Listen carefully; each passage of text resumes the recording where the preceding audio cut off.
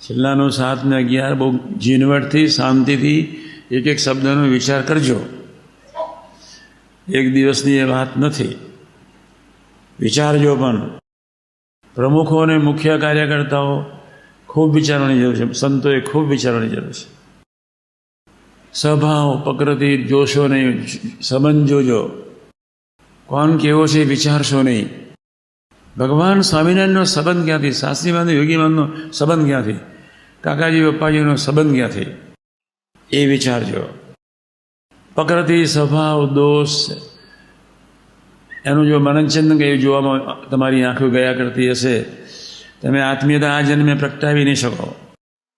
કોઈનો બી દોષ જોયો, પ્રકૃતિ એની ચંચળતા, દરેકની પ્રકૃતિ જુદી છે. મારી પ્રકૃતિ તદ્દન જુદી છે, તમારી બધાની પ્રકૃતિ જુદી છે. ભગવાન સ્વામિનારાયણનો સંબંધ તો સર્વોપરી છે. ગુનાતીત પુરુષોને કેવું જીવન, 18.5 વર્ષ સુધી વિજ્ઞાન સ્વામીની અનંત પ્રકારની વિચિત્ર પ્રકૃતિ સ્વભાવ, એમનો ડોર અને દંભીલો સ્વભાવ, એમનો દુર્વાસાનો સ્વભાવ, એનો પટલે કરવાનો સ્વભાવ, તદ્દન વિચિત્ર બોલીને ટોકણી કરવાનો સ્વભાવ, જરાય ભૂલ ન હોય ફટાક લઈને ભયંકર પ્રાયશ્ચિત આપી દેવાનો સ્વભાવ.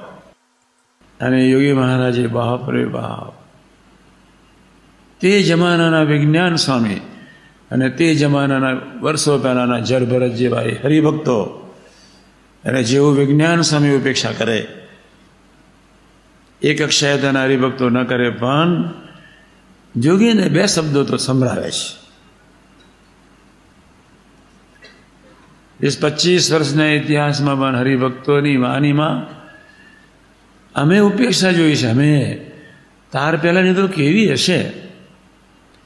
આપણો દીકરી ગમે ત્યાં ધમાલ કરે, ગમે તેવો સ્વભાવ રાખે, તમારી રીતે ન વર્તે, ઘણાને મન મારીને સાચવો છો. સમાજમાં ખોટું ન દેખાય તે માટે બી સાચવો છો, તમારી આબરૂ ન જાય તે માટે બી સાચવો છો. મહારાજના સંબંધવાળા યોગી ડિવાઇન સોસાયટીના સેવકો, આપણે યોગી ડિવાઇન સોસાયટી, યોગીના સભ્ય, યોગીના સમાજના સેવકો છીએ. યોગીએ એમના સમાજ માટે શું નથી કર્યું, આપણે એના કરોડમાં ભાગનું વર્તીએ. બસ તમારી બુદ્ધિ, તમારી શક્તિ, તમારી સમજણનો ઉપયોગ કરી આપણા અરસપરસમાં આત્મીયતા વધારો.